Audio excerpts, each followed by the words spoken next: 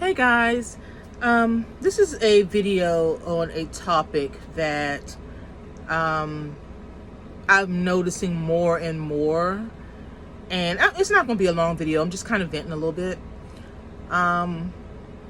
So me being new to the doll, well, I've always collected dolls, but like being new to reborn dolls and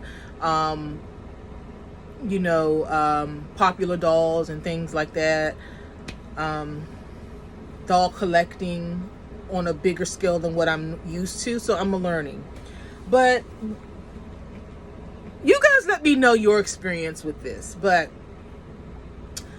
when I tell people that I collect dolls, and they're thinking, well, like Barbies, and I'm like, yeah, I like Barbies. I like all types of dolls. So if I see a doll that I like, I want to purchase it and I buy it. But I get excited and I start talking about my dolls and where I got them from, and I mention sometimes the price of custom dolls, which could probably be my fault. But you just start talking and running your mouth, and you don't even realize that some people look down on that. They're like, how can you spend so much money on a doll? And I'm like, doll collecting, toy collecting, because I'm just a collector. Any hobby that you have, I think should be respected. And just because I choose to spend money on dolls, and say you like to spend money on shoes or purse, you may not look at it as a hobby, but to me that's a hobby. I'm not a big purse person. I do own I have a purse for special occasions, but most of the time I have a backpack. But I've noticed more people kind of look at you kind of strange when you talk about doll collecting, especially being a grown woman. It's this stigma on being an adult and toys or dolls or anything like that. And I'm like, you should be able to do what you want to do, what makes you happy. Everybody gets into doll collecting, getting reborns and everything like that for their own personal reason, their own journey that they're on. And I've been on TikTok, and some of my friends in real life, or just people that I'm associated with, when they hear, getting a custom doll, you can easily spend $2,000 on a custom doll. Now, I don't do that, and I'm not knocking anyone that does, because that's your money and what you want to do with your money. But they're just like, I was telling one of my friends that I got a few dolls, custom dolls commissioned, and because I'm not a rich woman, I have to layer away a payment plan. And she's like, a payment plan for a doll? This was her face. A payment plan for a doll? I'm like, yeah, because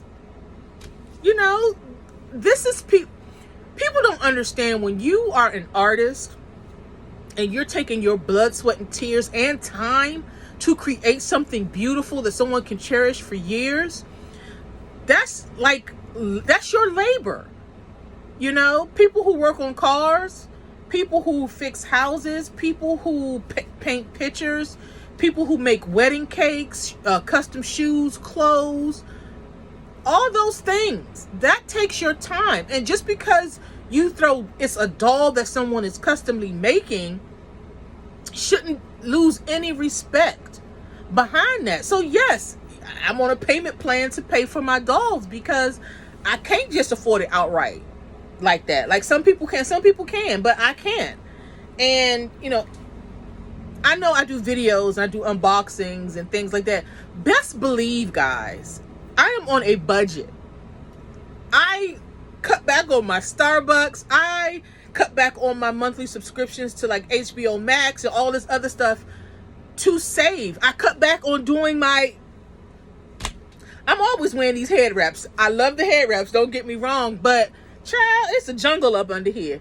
So I've cut back on a lot of things that I like for to get these things that I want, like these dolls, because I know that any type of when you're a collector, it can be expensive. I don't know of too many hobbies out there that don't become costly at some point. If you, a person who has model cars, and they have a lot of model cars that they collect and all that other stuff, or people who collect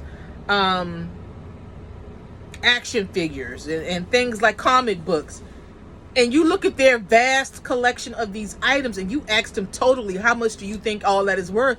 It could be well over $50,000 to $100,000 that you spend on this. And people I could do other things with that.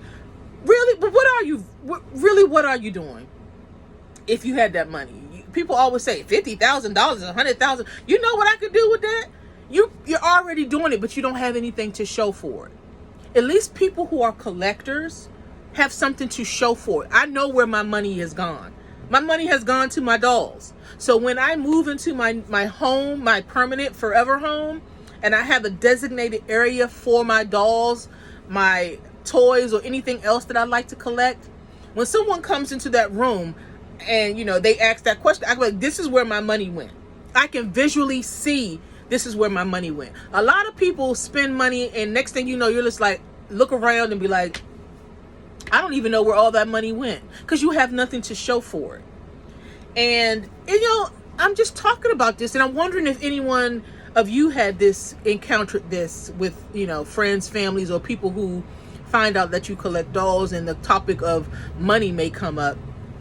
And I'm like, you know, people who make those custom dolls do a phenomenal job. I mean, God, I wish I could have like $10,000 to buy one of those really, really realistic silicone babies, and maybe one day the Lord will bless me with that ability. But the craftsmanship that goes into that, if you find a really good artist, and it took me a while to really find the artist that I'm getting to make my 2 dolls, and I've seen her work time and time again on Instagram. I've seen other people who have videos of her dolls.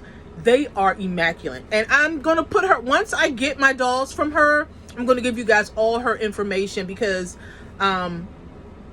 even though I've seen those pictures and things like that, and I think that is great work, I gotta have it in my hand to give my honest opinion of everything. And I'm excited because I know in my heart it's going to be fabulous. But before I give out her information and other people do that, I want to actually say I've unboxed the doll, looked at the doll, examined the doll, and I can give it like a stamp of approval before I do that. But I know finding an artist is tricky, and you know, that's a really big purchase. You know, I never thought in a million years that I would say buying a doll is a big purchase. You know, when I was younger and I used to collect the Barbie dolls, I think at most I would spend like $50 on a Barbie doll.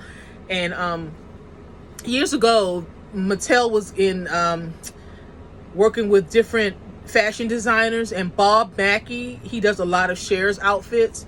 He used to have all these Barbie dolls, and man, I tell you, those clothes, the outfits that he designed for these dolls were beautiful. But back then, you know, telling people that I spent $50 or $60 for a Barbie doll, you know, I guess, you know, I shouldn't be surprised, because I got the same response back then. But yeah, never in a million years that I would think that I would even think and be in the mindset that I'm in now to even be talking about buying dolls and things like that. But this has been an awesome journey, to say the least. I've learned a lot. I'm learning a lot. And it's strange. It's like such a natural progression, you know, and I'll probably say this again once I get my custom dolls, but it's truly a natural progression. Well, for me, it was, you know, kind of you're a newborn in this type of community. You're testing the waters, you're putting your little toes in. And I was on Amazon, you know me, I was on Amazon faithfully racking up on these dolls. And when I got a little bit more confident, I went to Paradise Galleries. I have yet to buy a doll from Ashton Drake, and To be honest with you guys, I really don't like the Ashton Drake dolls. And I'm not just gonna buy a doll just to say that I have it. I did buy the puppy from Ashton Drake because I had a coupon that they sent me a discount, and I was like, okay, why not? I'll buy the dog. So that's why I really didn't do a big unboxing for the dog. I just did like a short for it. But I really don't particularly like the Ashton Drake's doll. I think Paradise Gallery dolls, even though I had that issue with them in the beginning, they have some beautiful dolls, very unique dolls, and they tell a story. And I mean, I'm not taking anything away from Ashton Drake, but I just prefer the Paradise Gallery dolls. But yeah, so I got into the Paradise Gallery dolls, and then I started looking at, eBay and seeing the different type of doll artists and designers and everything out there. And, that's why I started getting the Pat Seacrest dolls. And I know I ordered a Lee Middleton doll from eBay as well. And I don't know what box is in, because I got all these boxes in. And I'm going to do an unboxing for that. And I don't know. I know I'm rambling, but it's just, I just had to get this kind of off my chest. And then from those dolls, I started looking around at custom dolls and looking at unboxing of people who got custom dolls made, and going to the different websites of these artists and everything. And I think it's just a natural progression that you take, like I said, at least for me. So when I get my 2 custom dolls that are coming in, I'll probably take a break from actually buying dolls, because my collection is, I think at a good size, and I don't want to overdo it. I don't want to walk in a room and only have a little bit of space to walk. I want to be able to walk into a room and it be, viewable. Like I can sit in there with the dolls and just, admire them and relax. I don't want to just have everything just from floor to ceiling dolls. But yeah, so I am going to after I get my custom dolls, and I won't be able to get those until February and March. And by then I'll be back in Maryland and preparing to buy my house. So yeah, that's really all I wanted to talk about.